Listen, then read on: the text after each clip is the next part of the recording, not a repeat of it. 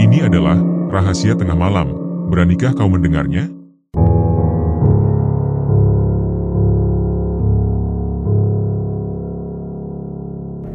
Cerita ini terjadi antara pertengahan tahun 2017 hingga awal 2018. Kisah bermula saat Dewi tengah berkeliling di daerah C untuk mencari kos-kosan baru. Masa kontraknya di kos lama hanya tersisa 1 minggu lagi, dan yang paling mendorongnya untuk pindah adalah biaya kos tersebut yang cukup tinggi. Daerah C dipilihnya karena jaraknya lebih dekat dengan kampus dibandingkan lokasi sebelumnya. Siang itu, Dewi tidak sendiri. Ia ditemani oleh Bella, teman satu kosnya yang lama. Keduanya menyusuri wilayah tersebut, berhenti setiap kali melihat bangunan dengan plakat bertuliskan, "Terima Kos Putri". Mereka menilai berbagai hal mulai dari kondisi bangunan, kebersihan lingkungan, akses jalan, peraturan, harga, hingga ketersediaan kamar kosong. Hari terus merambat sore, karena mereka mulai berkeliling sekitar pukul 1:30 siang. Dewi pun menyepakati untuk mengakhiri pencarian sementara dan berencana melanjutkan keesokan harinya. Mereka sempat mampir ke warung penyet langganan di depan kampus sebelum pulang. 4 hari berlalu tanpa hasil. Belum juga Dewi menemukan kosan yang cocok. Suatu malam, ketika berada di minimarket dekat daerah C untuk membeli pasta gigi, ia memutuskan untuk berkeliling kembali menyusuri gang-gang kecil yang belum sempat dijelajahi. Sekitar 20 menit ia berkeliling hingga sampai di sebuah pertigaan. Ia memutuskan untuk mengambil arah timur dan hanya berselang beberapa meter setelah membelokkan stang motornya, terlihatlah sebuah plakat bertuliskan, "Terima Kos Putri", lengkap dengan nomor telepon. Ia segera menghentikan motornya untuk mengamati keadaan kos tersebut dari luar dan mencatat nomor yang tertera di plakat. Entah mengapa, firasatnya begitu kuat tertarik dengan kos itu. Pencarian malam itu pun ia akhiri. Setibanya di kos lama, Dewi langsung menghubungi nomor yang tadi dicatat. Ia sangat senang saat mengetahui bahwa masih tersedia kamar kosong. Pemilik kos, sebut saja Bu Karti, setuju untuk bertemu dan menunjukkan kondisi kos tersebut pada keesokan harinya. Esoknya, Dewi bergegas menuju kos tersebut yang ternyata bernama Kos Bulan, milik Bu Karti. Setibanya di sana, keadaan terlihat sedikit berbeda. Gerbang terbuka lebar, mungkin karena memang ada matahari atau memang dibuka menyambut kedatangannya. Gerbang itu langsung menghadap ke garasi yang di dalamnya terlihat beberapa motor terparkir. Bu Karti menyambut kedatangannya dan menjelaskan kondisi kos tersebut. Kos Bulan terdiri dari 2 lantai dengan total 14 kamar, 4 kamar mandi, 2 di bawah dan 2 di atas, 1 dapur di lantai atas, serta tempat jemuran yang juga berada di atas. Dari seluruh kamar, hanya beberapa yang sudah terisi, mayoritas oleh mahasiswi kampus B yang berasal dari luar Jawa seperti Kalimantan, NTT, dan NTB. Tidak ada satupun yang berasal dari Jawa seperti Dewi. Dewi mulai mempertimbangkan kamar mana yang akan ditempati. Kontrak kos lamanya hanya tinggal 2 hari lagi. Meski merasa ada yang kurang beres dari kos ini, baik dari penataan bangunannya yang tampak kurang terencana, kabel listrik yang menggantung sembarangan di tembok dan tangga, serta suasana yang agak berbeda dibanding kos lain, Dewi sudah merasa lelah mencari ke tempat lain. Ditambah lagi, harga kos ini cukup murah. Ia akhirnya memilih kamar nomor 1, yang lokasinya paling dekat dengan kamar mandi dan garasi. Dalam benaknya, sempat terlintas rasa aneh, mengapa kamar tersebut tidak dipilih oleh penghuni lain. Namun ia mencoba mengabaikan dan berpikir mungkin orang-orang memiliki preferensi berbeda. 1 minggu berlalu, Dewi mulai menetap di kos baru tersebut.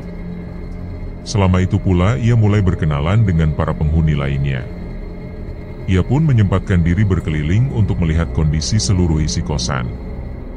Di bawah tangga menuju lantai atas, terdapat 2 kamar yang saling berhadapan. 1 difungsikan sebagai tempat menyimpan kulkas, sementara yang lain menjadi ruang televisi. Namun yang membuatnya heran, kedua ruangan itu tampak sangat jarang digunakan. Lantainya dipenuhi debu tebal, tanpa ada jejak sandal atau kaki. Padahal penghuni kos biasanya banyak menghabiskan waktu di dalam setelah pulang kuliah. Ia kembali menepis rasa curiga itu. Di bawah tangga, terdapat pula sebuah pompa air manual, pertanda bahwa suplai air berasal dari sumur, bukan PDAM. Saat Dewi berbalik untuk naik ke lantai atas, matanya sekilas menangkap sesuatu di atas tangga. Sesuatu itu seperti muncul sekejap lalu menghilang. Ia terkejut, tetapi kembali berusaha berpikir positif. Mungkin saja itu teman kos yang lewat. Setibanya di atas, Dewi mengecek 2 kamar mandi yang tersedia. Betapa terkejutnya ia mendapati kedua kamar mandi tersebut sudah tidak layak digunakan. Keadaannya sangat kotor, dipenuhi bambu, kayu, dan ember-ember tua. Bau apek sangat menusuk hidung. Pantas saja, para penghuni lantai atas memilih mandi di kamar mandi bawah. Ia melanjutkan penelusuran menyusuri lorong dengan kamar-kamar yang berjajar di kiri dan kanan. Lagi-lagi ia merasa heran, kamar yang berada paling dekat dengan tangga, baik di lantai atas maupun bawah, tidak pernah ada yang menempatinya. Padahal dari ukuran dan fasilitas, semuanya sama. Kos ini memiliki 2 tangga. Satu menghubungkan lantai bawah dengan garasi dan kamar mandi bawah, sementara satu lagi menghubungkan lantai bawah ke lantai atas. Kamar yang dipilih Dewi berada di dekat tangga yang menuju garasi. Di depannya pun ada sebuah kamar yang ternyata juga tidak dihuni. Semakin lama, rasa janggal dalam benaknya mulai tumbuh. Awal kedatangannya memang telah membuat Dewi kurang sreg. Selain kondisi bangunan, suasananya terasa sepi. Lokasi kos berada di pojok dekat pertigaan gang. Sebelah kanannya tidak berjajar rumah, melainkan kebun kosong yang rimbun.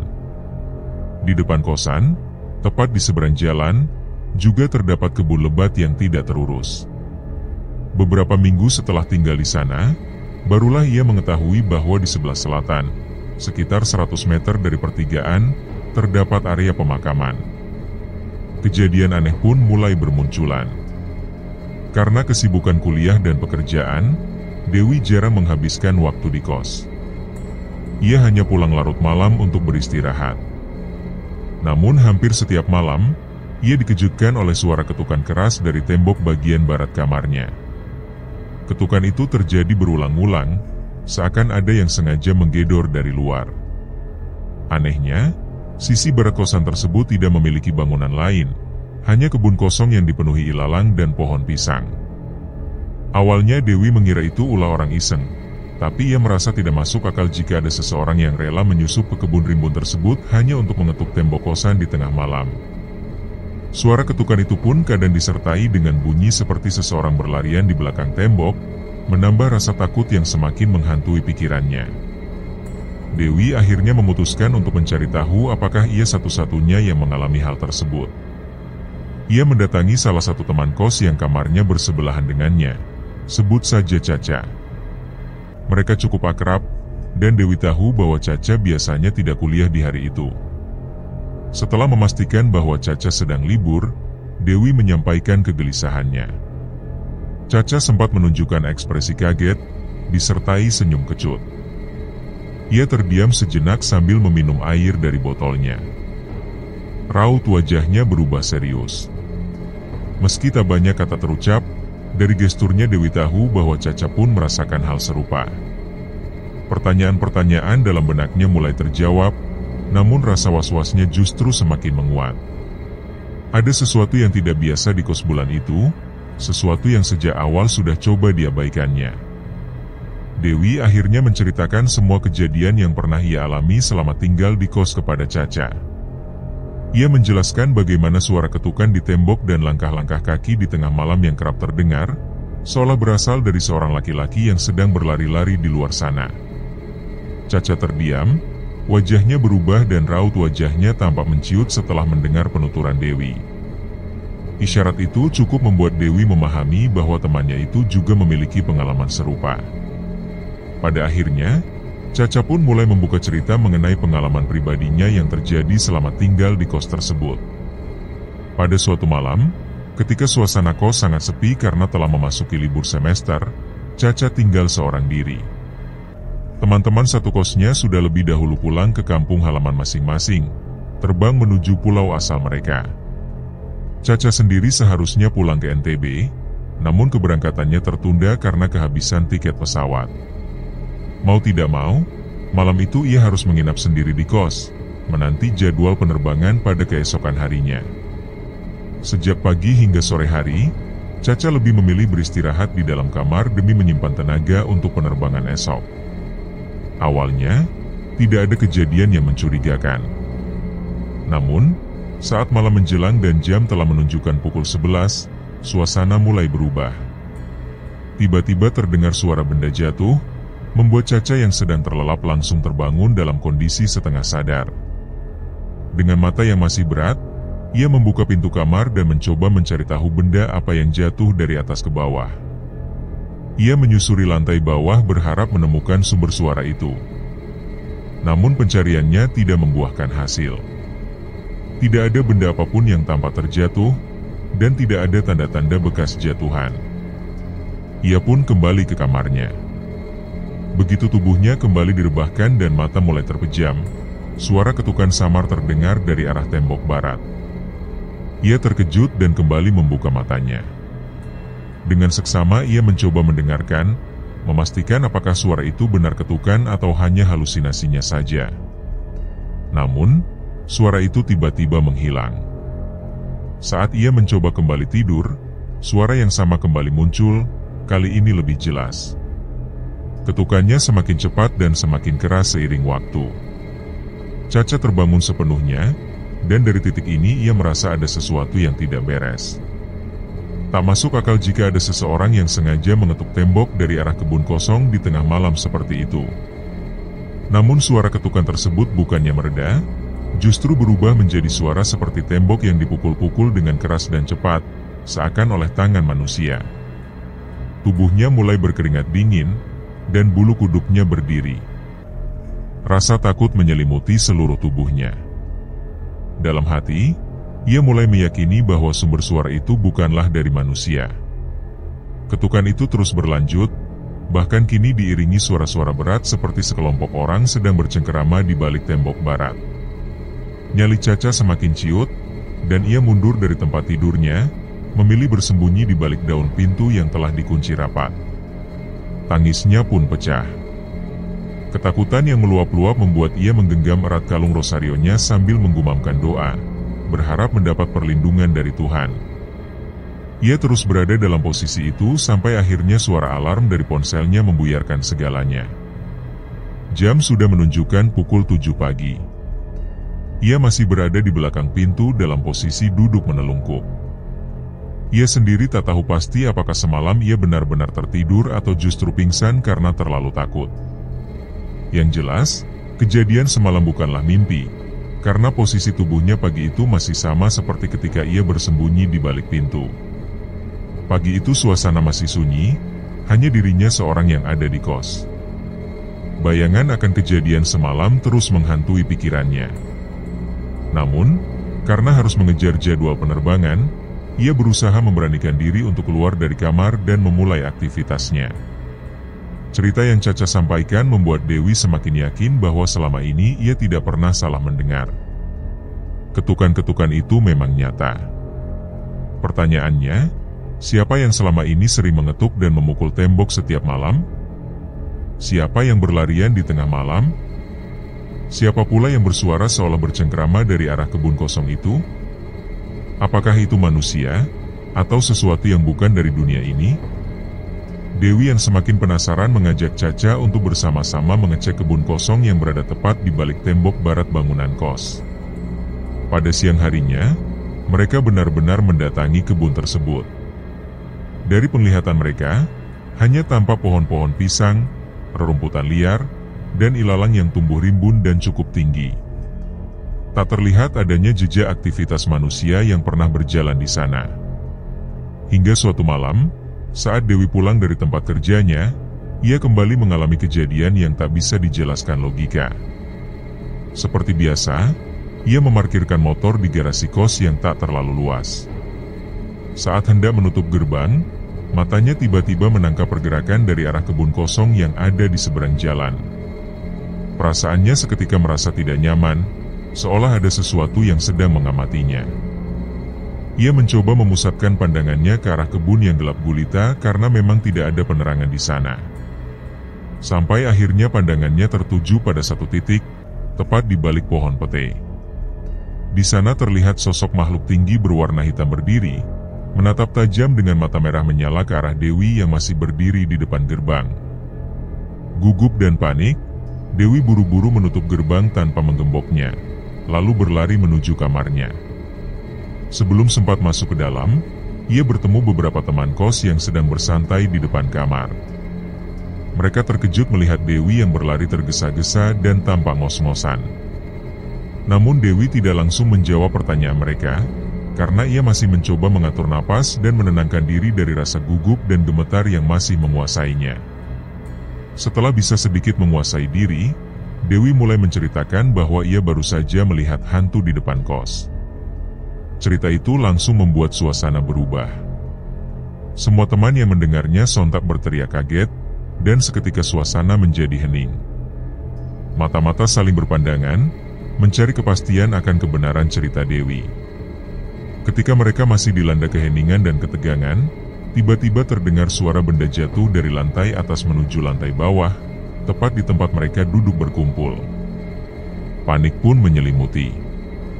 Mereka berteriak serentak, lalu berpindah posisi, saling merapat dan merangkul satu sama lain. Mata mereka serentak mengarah ke sumber suara, tetapi tak ada satupun benda yang terlihat jatuh. Ketegangan semakin meningkat. Belum sempat suasana kembali tenang, terdengar suara langkah kaki seseorang yang menyeret sandal. Kali ini, suara tersebut datang dari dua arah sekaligus, dari lantai atas dan dari arah garasi serta ruang tamu. Semua penghuni kos kini benar-benar tegang. Mereka masih dalam posisi saling merapat, wajah-wajah mereka tampak pucat pasi karena ketakutan. Doa pun mulai terucap dari mulut masing-masing sesuai dengan keyakinan mereka, berharap semua kejadian ini segera berakhir. Suara itu terus terdengar, tidak kunjung berhenti. Dewi dan teman-temannya mengarahkan pandangan ke lantai atas. Dari bawah, mereka masih bisa melihat ke arah atas karena bagian tengah lantai tersebut dibuat dari susunan besi yang saling terhubung dan ditutupi kanopi, semacam pijakan terbuka yang membuat pandangan dari bawah tetap leluasa. Namun, pandangan mereka tidak menangkap apapun. Tidak ada sosok yang sedang berjalan, tidak ada bayangan yang tampak. Ketika menoleh ke arah garasi dan ruang tamu, hasilnya juga nihil. Tapi suara-suara aneh itu masih saja terdengar jelas di telinga mereka. Mendadak, terdengar teriakan keras. Sesuatu jatuh menimpa kaki salah satu penghuni kos bernama Sarah. Saat diperiksa, ternyata yang jatuh adalah segumpal rambut panjang, sebagian telah memutih. Rasa panik semakin menjadi-jadi. Salah satu dari mereka, Mita, segera berlari ke kamarnya untuk mengambil sesuatu. Ia kembali dengan membawa korek api. Rambut itu lalu diambil dan dibakar olehnya. Anehnya, saat rambut itu terbakar, bau yang muncul bukanlah bau rambut terbakar pada umumnya, melainkan aroma busuk menyengat yang sangat menusuk. Mereka semua terheran-heran. Rambut siapakah itu sebenarnya? Mengapa baunya sangat menyengat ketika dibakar? Saat rambut itu hampir habis terbakar, tiba-tiba listrik padam. Semua lampu di dalam kos mendadak mati. Seketika para penghuni kos berteriak histeris. Ketakutan dan kepanikan membuncah tak terbendung. Di tengah suasana mencekam, Mita mengusulkan agar malam itu mereka semua tidur bersama di kamarnya. Tanpa berpikir panjang, semua langsung berlari masuk ke kamar Mita. Di dalam kamar, mereka masih dalam posisi saling rapat dan saling berpegangan satu sama lain. Keringat dingin membasahi tubuh mereka. Tak satupun orang dewasa yang bisa dimintai bantuan malam itu. Kos ini memang tidak memiliki penjaga. Pemilik kos, Bu Karti, jarang sekali datang dan tidak pernah menginap. Ia hanya muncul jika ada janji atau keperluan perbaikan bangunan. Ia pun tinggal di daerah E, dekat dengan Museum Purba. Apalagi ini adalah kos putri. Seluruh penghuninya adalah gadis-gadis muda. Tidak ada dari mereka yang berani keluar untuk meminta bantuan ke tetangga, karena takut justru menghadapi kejadian yang lebih mengerikan. Akhirnya mereka hanya bisa berdoa, saling memeluk, dan mencoba beristirahat malam itu dengan harapan semuanya akan segera berakhir. Keesokan harinya, seluruh penghuni kos mulai kembali menjalani aktivitas seperti biasa. Meski begitu, ada rasa was-was yang masih menyelimuti hati mereka setelah kejadian semalam. Di antara semua penghuni, kondisi Mita tampak berbeda. Usai pulang kuliah, tubuhnya mendadak demam tinggi. Dewi dan beberapa teman kos lainnya segera berinisiatif untuk merawatnya dengan mengompres dahi Mita menggunakan handuk hangat. Namun hingga larut malam, panas tubuhnya tak juga mereda. Justru Mita semakin menggigil kedinginan, dan obat penurun panas yang diberikan pun tampaknya tidak memberikan efek apapun. Yang lebih mengkhawatirkan, Mita mulai mengigau dengan kata-kata yang sulit dimengerti. Ia terus mengucapkan satu kata yang sama berulang kali, seolah-olah menolak sesuatu yang tak kasat mata. Karena kondisi Mita yang tidak kunjung membaik, akhirnya Dewi dan beberapa teman sepakat membawanya ke klinik terdekat agar mendapat penanganan medis yang lebih intensif. Dengan posisi duduk diapit oleh Sarah dan Yesi, Mita dibawa menggunakan motor, sementara Dewi mengendarai motornya sendiri. Sesampainya di klinik, dokter menyarankan agar Mita dirawat inap. Namun karena klinik tersebut tidak menyediakan fasilitas rawat inap untuk jangka waktu lama, dokter memberikan rujukan ke rumah sakit. Dewi meminta agar Mita dirawat semalam saja di klinik, sebelum keesokan harinya dipindahkan. Dokter pun menyetujui permintaan itu.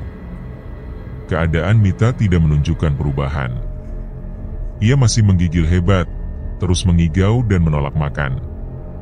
Sementara Dewi dan dua temannya hanya bisa terus berusaha menenangkannya.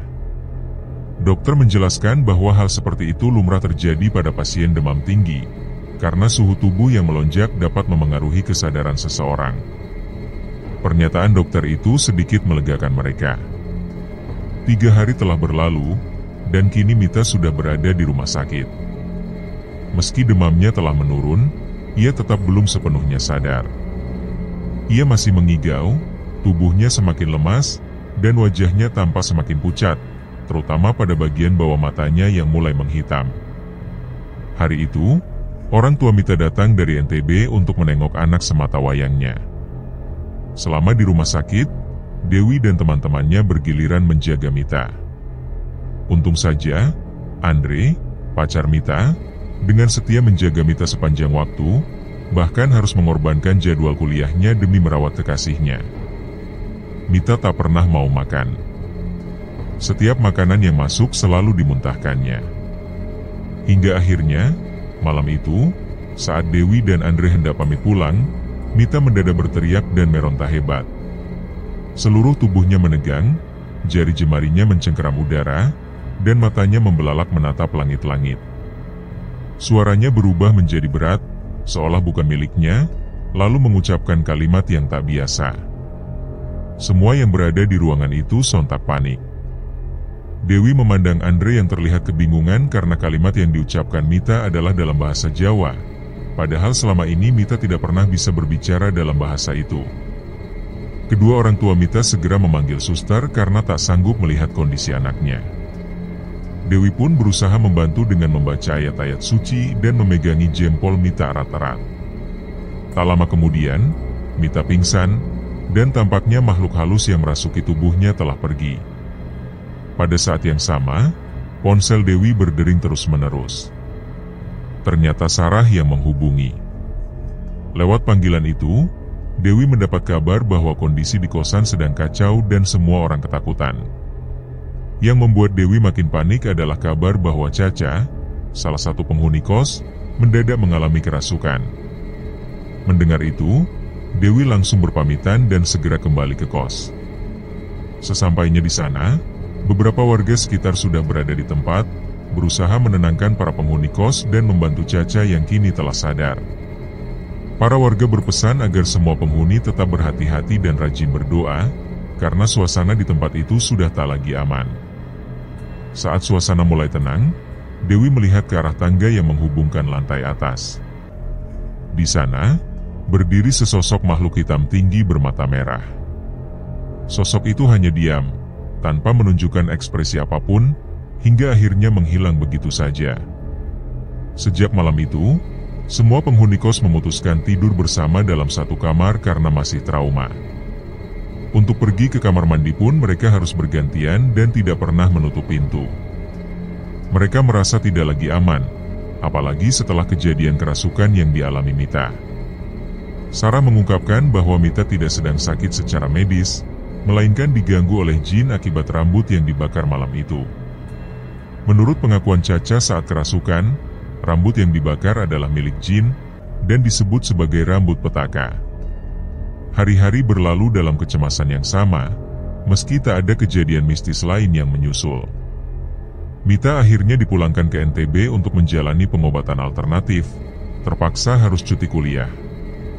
Namun pagi itu, semua kembali dilanda kepanikan karena terdengar teriakan kebakaran. Api melalap atap kamar mandi lantai bawah yang letaknya berdekatan dengan kamar Dewi. Diduga terjadi korsleting pada instalasi listrik. Semua penghuni kos panik, berhamburan keluar rumah. Dengan keberanian yang tersisa, Caca dan Dewi menyiram api dari air bak kamar mandi sebelah hingga akhirnya api berhasil dipadamkan. Dewi hanya bisa membayangkan, apa jadinya jika tidak ada yang terbangun pagi itu. Bisa saja seluruh penghuni kos terbakar hidup-hidup, terlebih kamarnya yang paling dekat dengan titik api. Dewi mencoba menghubungi Bukarti, namun nomor WhatsApp tidak aktif dan telepon tak kunjung diangkat. Ia hanya bisa mengirim pesan singkat memberitahu soal kebakaran yang baru saja terjadi. Saat memandangi wajah teman-temannya yang penuh kebingungan dan air mata, Dewi hanya mampu menenangkan mereka dengan kata-kata sederhana. Padahal, ia sendiri pun masih syok dengan semua yang terjadi. Keesokan paginya, Dewi dibuat terkejut karena seluruh teman-teman kos sudah sibuk mengemas barang-barangnya. Ternyata mereka semua sepakat untuk pindah dari kos itu. Mereka mengaku tak sanggup lagi tinggal di sana karena terlalu banyak kejadian mistis yang mengancam nyawa. Kebakaran kemarin menjadi puncak trauma mereka. Selain itu, sikap Bukarti yang sama sekali tidak datang atau menurunkan tukang untuk memeriksa kondisi kos membuat mereka merasa tidak mendapatkan tanggung jawab atas keselamatan mereka. Mereka sempat mengajak Dewi untuk ikut pindah, namun Dewi memilih bertahan untuk sementara waktu, karena belum punya pandangan hendak pindah kemana. Ia juga merasa bahwa waktunya di kos hanya untuk beristirahat malam saja. Meski merasa sedih dan cemas, Dewi tetap bertahan, dengan keyakinan bahwa dirinya masih memiliki Tuhan. Hari-hari berikutnya, Dewi terbiasa dengan suara-suara dan ketukan aneh yang datang setiap malam. Ia terus berusaha berpikir positif, meski terkadang rasa takut itu muncul kembali. Sampai pada suatu hari, Bukarti datang ke kos dan mencoba menghibur Dewi agar tidak ikut pindah. Ia berjanji akan ada penghuni baru, mahasiswa juga, yang akan menempati kos itu. Namun kenyataannya, tak ada satupun yang datang. Sudah sebulan Dewi tinggal seorang diri di kos tersebut. Suatu sore, Bukarti datang lagi dan memberitahu bahwa akan ada seseorang yang menemani Dewi. Orang tersebut akan menjaga kos sebagai pengganti Bukarti. Sosok yang dimaksud akhirnya datang pada sore harinya, seorang wanita parubaya yang menawarkan jasanya untuk menjadi penjaga kos bulan. Sepulang kuliah, Dewi sedikit terkejut saat mendapati gerbang kos dalam keadaan terbuka. Saat memasuki area kos, ia mendapati seorang perempuan parubaya tengah sibuk menyapu ruang tamu. Perempuan itu memperkenalkan diri sebagai Busum, yang ditugaskan oleh pemilik kos untuk menjaga bangunan tersebut. Dewi membenarkan bahwa dirinya memang penghuni kos di kamar yang dimaksud, namun karena terburu-buru ingin pergi bertemu teman-teman kampus, ia tak sempat banyak berbincang dengan wanita itu. Malam harinya, ketika Dewi pulang seusai salat Isya dan hendak memarkir motornya, Matanya tertumbuk pada sosok yang tengah duduk di ruang tamu dengan posisi membelakangi dirinya. Setelah diamati lebih saksama, ternyata itu adalah Busum. Kaget bercampur lega sempat melintas di benaknya. Namun, ketika sosok itu menoleh dan menatap Dewi dengan senyuman lebar yang masam dan menyeringai, perasaan tidak nyaman mulai merayapi dirinya. Tanpa ingin berlama-lama, Dewi segera masuk ke kamar untuk beristirahat. Keesokan paginya, Dewi mendapati Busum sedang mengepel lantai. Ia pun segera menuju kamar mandi. Saat keluar, Busum meminta maaf karena malam sebelumnya tidak bisa tidur di kosan, sebab harus menemani menantunya yang sedang dirawat di rumah sakit sepulang dari acara arisan. Perkataan Busum sontak membuat Dewi bingung, sebab Dewi merasa jelas-jelas melihat Busum berada di ruang tamu malam itu. Jika memang Busum tidak bermalam di kos, lalu siapa sebenarnya yang semalam duduk di ruang tamu? Keraguan itu membuat Dewi hanya diam dan buru-buru kembali ke kamar. Dalam gumamannya, Dewi merasa geram karena sosok itu sudah mulai berani menampakkan diri menyerupai manusia. 2 minggu berlalu dengan tenang di permukaan, namun selama kurun waktu tersebut, Dewi terus mengalami mimpi tentang Busum. Bahkan, sudah 2 kali ia bermimpi bahwa perempuan itu meninggal dunia. Meski begitu, Dewi masih menganggap hal itu sekadar bunga tidur dan berusaha tidak terlalu memikirkannya. Pagi hari saat hendak mandi, Dewi melihat salah satu pintu kamar mandi tertutup rapat. Dari dalam terdengar suara orang mandi, dan Dewi mengira itu adalah Busum. Ia pun memilih menggunakan kamar mandi sebelahnya. Usai mandi, Dewi berpapasan dengan Busum yang sedang menyampirkan handuk di pundaknya. Wanita itu mengatakan hendak mandi setelah Dewi. Rasa bingung kembali menghantui benak Dewi. Tadi jelas ada suara orang mandi di kamar mandi yang lain. Namun, kini Busum baru hendak mandi. Pikiran Dewi dipenuhi kebingungan, terutama saat suara percikan air terdengar kembali dari arah kamar mandi yang dimasuki Busum. Ketika hendak masuk kamar, Dewi kembali dikejutkan oleh kemunculan sosok hitam tinggi yang berdiri di tangga. Sosok itu menggeram dan memperlihatkan gerak tubuh yang seolah menyalahkan Dewi atas sesuatu. Dalam hati, Dewi merasa dirinya tak pernah mengusik keberadaan makhluk itu. Ia hanya ingin ketenangan. Sosok itu menggeleng pelan, seakan menyangkal bahwa dirinya lah yang melakukan gangguan. Meski Dewi mengaku tidak takut, rasa risih tetap menghantuinya. Sosok tersebut kemudian kembali menghilang. Pada suatu kesempatan, Dewi dan Busum tengah berbincang ringan. Busum bertanya apakah Dewi tidak merasa takut tinggal di tempat itu. Ia sendiri mengaku merasa takut karena tempatnya sepi. Bahkan, pernah ada kejadian di mana ia hendak membunuh ular besar berwarna hitam mengkilat dengan kepala menyerupai permata biru. Namun ular itu tiba-tiba lenyap begitu saja. Busum yakin itu bukan ular biasa. Ia sempat berniat pindah dari kos, namun belum sempat melakukannya. Ia merasa heran sekaligus kagum karena Dewi bisa bertahan tinggal sendirian di tempat seperti itu. Malam itu, Dewi kembali terbangun dari tidurnya setelah mengalami mimpi buruk. Dalam mimpinya, ia kembali melihat Busum meninggal dunia. Perasaan tidak nyaman kembali menyeruak. Dewi beristighfar, berharap itu bukanlah pertanda buruk. Sore hari ketika tengah bersantai di warung soto, Dewi dikejutkan oleh pesan dari Galih, anak dari Busum. Pesan tersebut meminta doa agar ibunya segera diberi kesembuhan, serta memohon maaf jika sang ibu pernah melakukan kesalahan pada Dewi. Dengan penuh keheranan, Dewi menanyakan apa yang sebenarnya terjadi.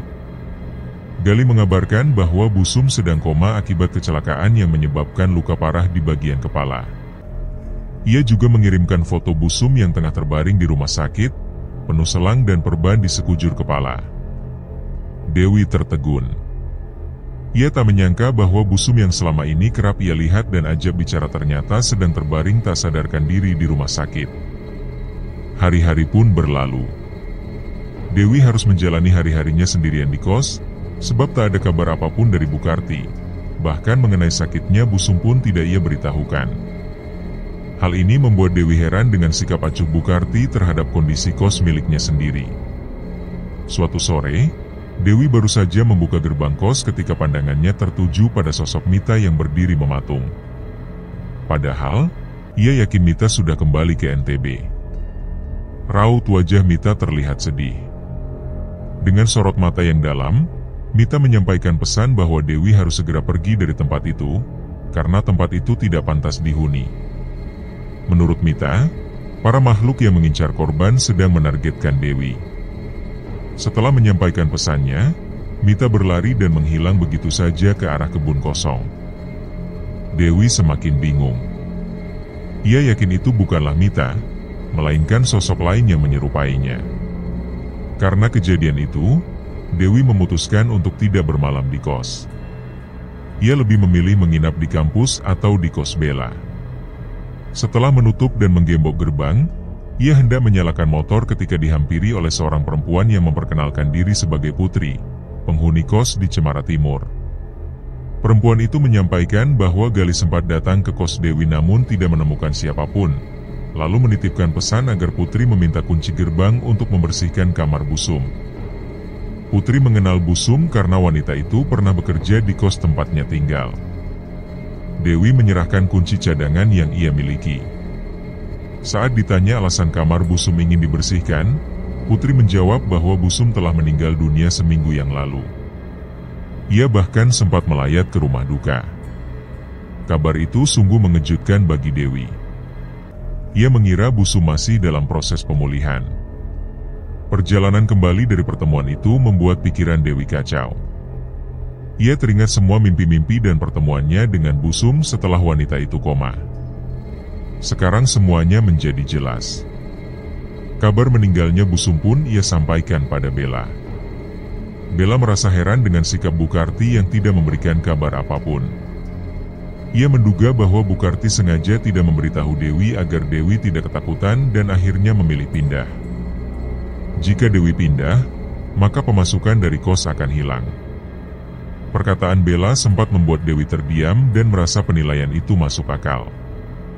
Namun, tetap ada rasa ganjil yang belum bisa Dewi pahami.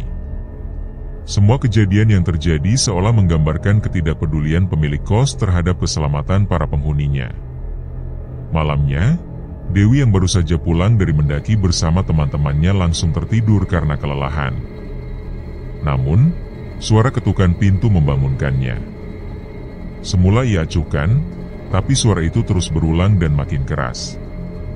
Ketika ia sadar bahwa dirinya satu-satunya penghuni kos, rasa takut mulai menguasai. Bau anyir darah segar menyengat dari balik pintu. Dewi mengurungkan niat untuk membukanya, memilih kembali ke tempat tidur dan menyelimuti tubuhnya rapat-rapat sambil membaca ayat-ayat suci dalam hati, berusaha menenangkan ketakutan yang melanda. Tubuh Dewi tiba-tiba diliputi rasa panas yang luar biasa, seakan dirinya berada di tengah kobaran api yang menyala-nyala. Keringat mengucur deras dari sekujur tubuhnya, dan panas itu begitu dahsyat hingga membuatnya tak mampu berpikir jernih. Kepala Dewi pun terasa berat, seperti sedang diputar-putar berlawanan arah jarum jam, hingga tanpa disadari ia sendiri memutar-mutar kepalanya. Dalam kondisi setengah sadar, Dewi terus berusaha melafalkan ayat-ayat Al-Quran yang ia hafal. Jari-jarinya kaku, namun ia tetap memaksakan diri untuk bertahan agar tidak kehilangan kesadaran. Semakin dalam ia melantunkan bacaan suci itu, tubuhnya justru semakin terasa membara. Lalu, tanpa hujan sama sekali, terdengar suara petir yang menggelegar dari arah barat bangunan kos. Getaran petir itu menyusup ke dalam dirinya hingga membuat tubuhnya gemetar hebat. Perlahan panas yang membakar itu mulai mereda. Jari-jarinya pun kembali bisa digerakkan, meski lemas. Saat Dewi duduk, matanya menatap kulit tubuhnya yang memerah dan bahkan mengeluarkan asap, seolah benar-benar telah dipanggang api. Ia pun segera beristighfar dan bangkit mengambil air wudhu untuk menenangkan dirinya melalui salat malam. Selesai menunaikan salat, hawa panas yang tadi menyelimuti tubuhnya berubah menjadi kesejukan yang menenangkan. Kulitnya yang sempat memerah perlahan kembali ke warna semula. Keesokan paginya, Dewi menceritakan kejadian luar biasa itu kepada Bella. Mendengar kisah tersebut, Bella merasa khawatir dan menyarankan agar Dewi tidak lagi menempati kos itu sendirian. Pada malam Jumat itu, Bella pun bersedia menemani Dewi menginap di kos untuk memastikan temannya tidak sendirian lagi. Saat tengah malam mereka tiba di kos, Dewi langsung menuju kamar mandi untuk mencuci muka dan berwudu. Sementara Bella memilih langsung masuk ke kamar Dewi dan merebahkan diri di atas tempat tidur. Setelah mengenakan mukena, Dewi pun memulai bacaan surat Yasin yang sudah menjadi rutinitas setiap malam Jumat. Namun, kali ini sesuatu yang ganjil mulai terasa. Dari arah barat kamar, terdengar sayup-sayup suara lirih yang mirip gending Jawa, seakan seseorang sedang menyanyikannya dengan nada halus namun penuh misteri. Dewi dan Bella saling bertatapan, dan meskipun suara itu masih terdengar jelas, Dewi tetap melanjutkan bacaannya. Bella mulai merasa ketakutan dan memeluk Dewi dari samping. Suara lirih itu justru semakin intens, kemudian berubah menjadi suara tangisan dan tawa mengerikan khas sosok yang mereka sebut sebagai Mbak Kunti. Awalnya suara tersebut terdengar dari luar area kos, namun perlahan-lahan berpindah ke dalam, seolah berada di area tangga yang menghubungkan lantai bawah dan atas. Bella yang sudah dilanda ketakutan hanya bisa membisikkan kekhawatiran kepada Dewi. Namun Dewi tetap fokus pada bacaan surat Yasin yang terus ia lantunkan meski keringat dingin mengucur deras dari tubuhnya. Hingga bacaan Yasin hampir selesai, suara tawa itu tiba-tiba berubah menjadi tangisan, lalu seketika menghilang. Dewi menyelesaikan bacaan surat Yasin hingga tuntas dengan tubuh yang lemas dan air mata yang menitik di bahu Bella. Bella merasa heran karena belum pernah melihat Dewi menangis sebelumnya. Setelah meletakkan mukenanya, Dewi memilih berbaring dan mencoba menenangkan pikirannya. Namun suasana malam itu masih menyisakan ketegangan. Bahkan untuk ke kamar mandi pun Bella enggan dan memilih menahannya hingga pagi. Ketika mereka hampir tertidur, terdengar suara erangan yang membuat Dewi segera menutupi tubuhnya dengan selimut. Bella pun ikut ketakutan. Di tengah suara mengeram itu, terdengar bisikan samar yang berkata agar jangan mengganggu Dewi. Sosok itu terdengar seperti sedang berbicara kepada sosok lain, seolah terjadi pertikaian antara dua makhluk tak kasat mata. Dewi mengenali suara itu sebagai milik sosok hitam tinggi besar yang pernah ia lihat sebelumnya, dan baru kali ini sosok itu mengucapkan kata-kata selain sekadar erangan. Dewi tidak berani memeriksa keluar pintu kamarnya, ia hanya bisa bersembunyi di balik selimut dan menunggu hingga pagi menjelang. Esok paginya, mereka sarapan bersama di sebuah warung ayam geprek. Bella mengusulkan agar Dewi segera mencari kos baru yang lebih layak. Dewi pun setuju, dan keesokan harinya ia benar-benar memutuskan untuk pindah dari kos Bulan. Informasi dari teman kampusnya membawanya pada sebuah kos baru yang lebih ramai dan terbuka, jauh dari aura mistis yang menyesakan seperti di tempat sebelumnya. Meski masih ada beberapa barang yang tertinggal, Dewi sengaja membiarkannya dan bahkan tetap rutin membayar sewa kos di tempat lama selama beberapa bulan. Hingga 7 bulan kemudian, Dewi memutuskan untuk menyelesaikan semuanya. Ia menyewa jasa orang untuk mengambil seluruh barangnya dari kos Bulan tanpa pernah kembali menginjakkan kaki di sana. Di kos baru, Dewi tak lagi mengalami gangguan seperti dulu. Sekalipun kadang ia masih diberi penglihatan oleh indera sensitif yang dimilikinya, tak ada lagi yang berani mengusiknya. Terakhir kali Dewi berkomunikasi dengan Bu Karti adalah melalui pesan singkat saat semua barang sudah selesai dipindahkan dan sebagian dikirim ke kampung. Selama ini, Dewi memilih untuk tidak menceritakan kejadian-kejadian yang pernah dialaminya kepada Bu Karti. Ia yakin pemilik kos itu sebenarnya tahu, namun sengaja menutup rapat-rapat segala kejanggalan di tempat tersebut. Hanya Bella dan kedua orang tua Dewi di desa yang mengetahui keseluruhan kisah itu. Menurut kabar terakhir, kos Bulan itu masih saja dibuka untuk siapapun yang ingin menyewa, tetapi belum ada satu orang pun yang bersedia tinggal di sana. Bangunan itu tak pernah direnovasi, tak pula dibersihkan, bahkan tidak dipasarkan lewat media sosial. Warga setempat pun mengatakan bahwa Bu Karti sudah tidak pernah terlihat datang ke sana lagi.